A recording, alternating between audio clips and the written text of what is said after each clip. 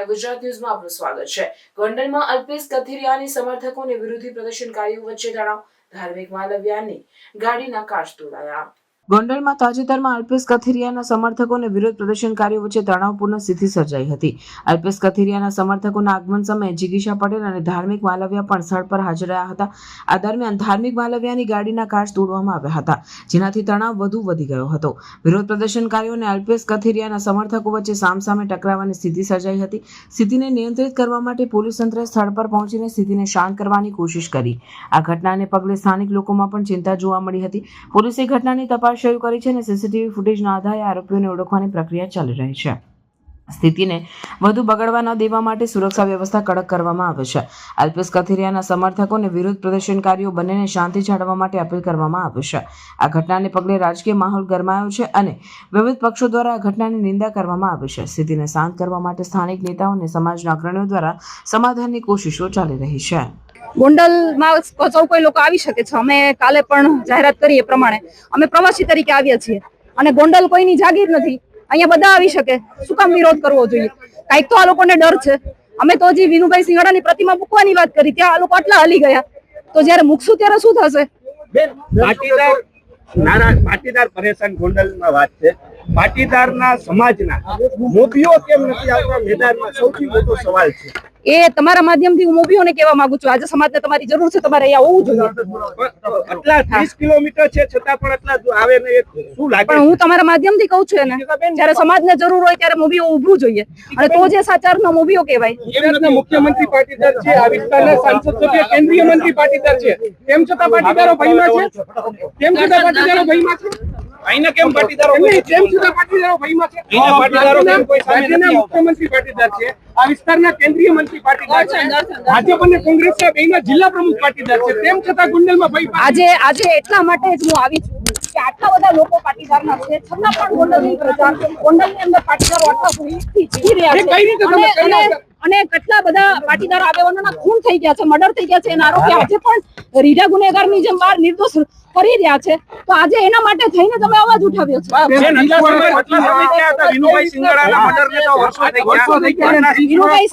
વિનુભાઈ સિંગાડાનું જયારે હત્યા થઈ હતી ત્યારે અમે લોકો નાના હતા, ત્યારે અમને સમજ પડી ત્યારે અમે અવાજ ઉઠાવ્યો અને હવે અમે સક્ષમ છીએ। અને છેલ્લા ઘણા સમયથી ગોંડલની અંદર જે ઘટનાઓ ઘટતી આવે છે એ ક્યાંક ને ક્યાંક ફરી પાછું પુનરાવર્તન, સત્તાને ખેંચવા માટેનું પુનરાવર્તન હોય એવું અમને લાગી રહ્યું છે। સત્તા છે પણ છતાંય માઇક માંથી જાહેર મંચ ઉપરથી બોલવામાં આવે છે કે 30 વર્ષ સુધી અહીંયા તો અમારા આને એવું શું કામ?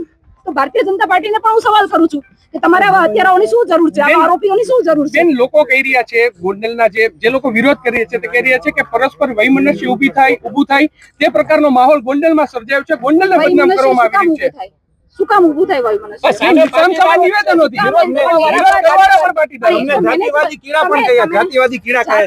જાતિવાદનો કઈ વાત જ નથી આવતી, કારણ કે જયારે ક્ષત્રિય સમાજની બહેનો દીકરીઓને જયારે જરૂર હતી ત્યારે અમારા સમાજના પરસોત્તમ રૂપાલાએ જયારે નિવેદન આપ્યું હતું, અપમાનજનક ટિપ્પણી કરી હતી, ત્યારે હું પાટીદાર મહિલાઓની સાથે હતી, હું પાટીદાર મહિલાઓની વાહરે હતી અને આજે પણ હું એ અપમાનજનક ટિપ્પણીને સમર્થન નથી કરતી। બેન, તમે કેટલા નેતાઓને મળ્યા છે? મેં તમને કહ્યું એમ કે અહીંયા આખી બોડીમાં પટેલ, અહીંયા આખી બોડીમાં પાટીદારો છે। આ એક જાહેર કાર્યક્રમ છે, આના માટે નેતાઓને મળવાનું ના હોય।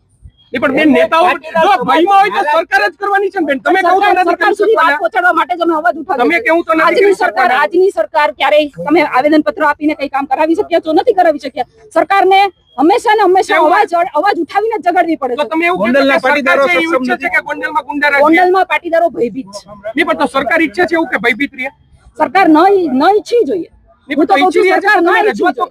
રજૂઆત કરીએ છીએ તમારા માધ્યમથી, સૌથી મોટામાં મોટું માધ્યમ સરકારને રજૂઆત કરવાનું છે।